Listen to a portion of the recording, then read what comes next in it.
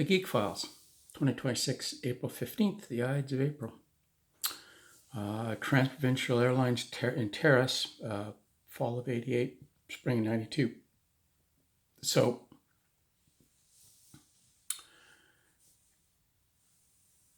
small airline companies are usually run by a pilot. And pilots are very intelligent, very capable aviators, but they're really crappy businessmen. They get dragged around by their emotions. When I was in Whitehorse, I took a course in cost accounting run by the comptroller for Trans-North Turbo Air, TNTA. I can't remember what airplane was the latest hotness that came out. And the owner slash pilot, chief pilot, and the chief pilot and everybody in management who tend to be pilots just wanted this airplane. And the comptroller ran the numbers and said, if you buy this airplane, you will be broke in 6 months. And they said, nope, we're going to buy it. And he said, if you buy this airplane, you'll be broke in 6 months. And I quit. And so they bought the airplane and he quit. And 4 months later, they were bankrupt. They're absolutely bankrupt. So they really, really don't know how to run a business. When it's one or two aircraft, fine. But once it gets above, once it becomes a fleet, it's a whole different dynamic. But the cost accounting course stood me in good stead for a long time. For example, I knew Transprovincial was in trouble when we started having to account for Dash 3 nylock nuts. Dash 3 is 1032 nylock nuts because they're consumable, they're paid for already. Trying to cost them out is just foolish. Or when Gene Story, when they were talking about, the overtime, blah, blah, blah. And I said, well, no, the only extra cost is the premium you're paying above standard wage on overtime because the work had to be done. It's just like your management has decided to pay the extra premium to get that work done sooner. Oh, no, wow, he doesn't know what he's talking about. I'm going like, man, this is standard cost accounting. The work had to be done anyway. It's just you didn't have the manpower, so you decided to pay a premium overtime to do that. And they do silly things like they'll bid contracts for fuel and wages and discount any maintenance on the aircraft, which, that's probably the maintenance of an aircraft, once the aircraft is paid for, is the biggest part of running a piece of equipment.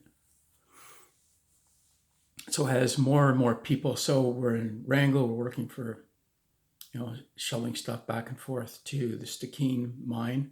This must be late 90s, because I think Johnny Mountain is running skeletal. They finally figured out that they missed the gold, that the snip operation at the bottom of the mountain got the gold.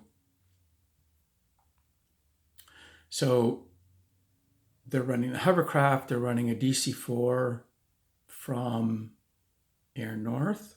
No, either Air North or, no, it wasn't Air North at that point. It was Buffalo Airways at that point. So they decided that what they're going to be more competitive by doing fuel and wages and having us lodge at the camp. So we had to move all of our stores to the camp. Boy, I gotta try and remember how this worked. I don't think I was there for much of this. So maybe this was the spring of 92, the early spring of 92. So we're staying at the camp, and it's now boring because there's 2 12-hour shifts running. So camps like this run 12-hour shifts. You run your whatever shift you're on, and you just don't have much time, because by the time you get off, you eat, you shower, you feed yourself breakfast and supper, you're lucky to get 8 hours of sleep. And they do that on purpose. Otherwise, people get howly and with too much time on their hands, and stupid things happen, thefts and fights and stuff. So there we are. We really can't do much because although we're running longer early, we get up before shift change, and we're done after shift change. So you need to be really quiet in the bunkhouse because you don't want to disturb people's sleep. So we got nothing to do, and the lead hand looks at us and says, I got to do my rounds. You want to come with me? And I went, underground? Are you kidding? Yes. So we leap into his truck. The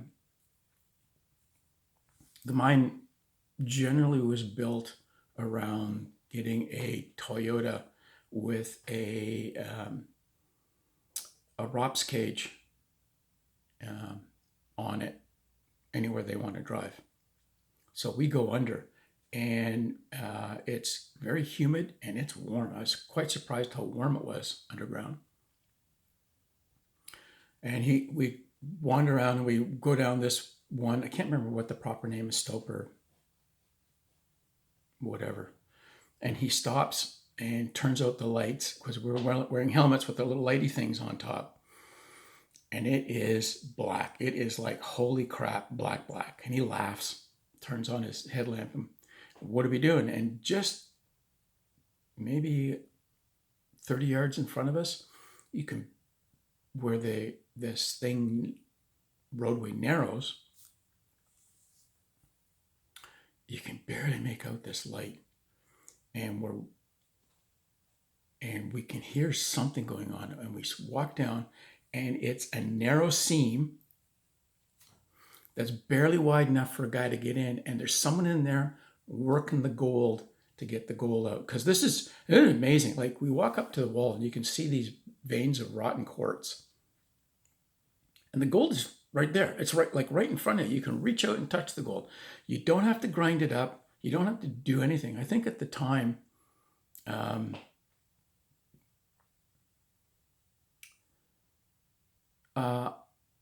a viable gold mine was something like 1/3 of an ounce per metric ton of rock was viable, and these guys were getting 3 ounces per metric ton.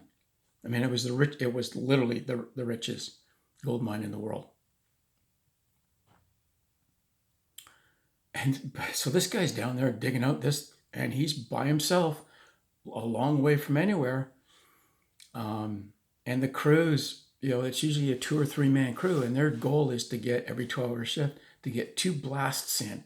So like, the mountain is trembling with these thumps from the blast going off every couple of hours. And it's just like, holy crap. And then we went to the, I don't know what the official name is, but it's the safe place, which is a room carved out of the rock, sprayed in with shotcrete to reinforce it, with bottles of oxygen, a fridge, a porta potty, some dried food. So if there's a cave in and people can make it back to this room, they can survive for a long time. They've got oxygen and food and water, a lot of water. So, yeah.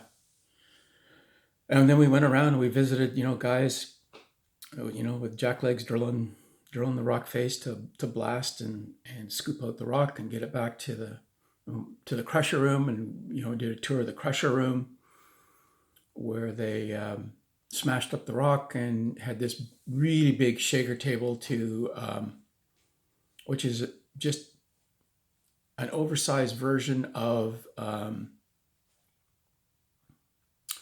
gold pan, basically, a ridge table with water rolling down it, and shaken at an angle, and the gold would roll one way because it's heavier, and everything else that washed off, the fines washed off, and then they got saved, and all underground. It was just this whole industrial complex underground.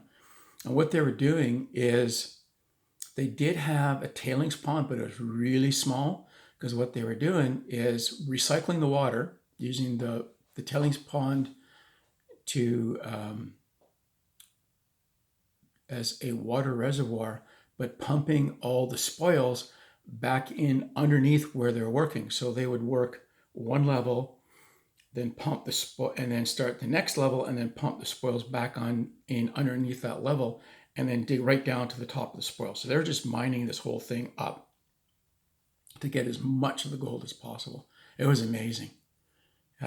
But yeah, there's no way you would get me to work underground. It was like black like I've never seen black.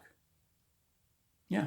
So making appropriate life decisions. You don't make any money, but you get good stories.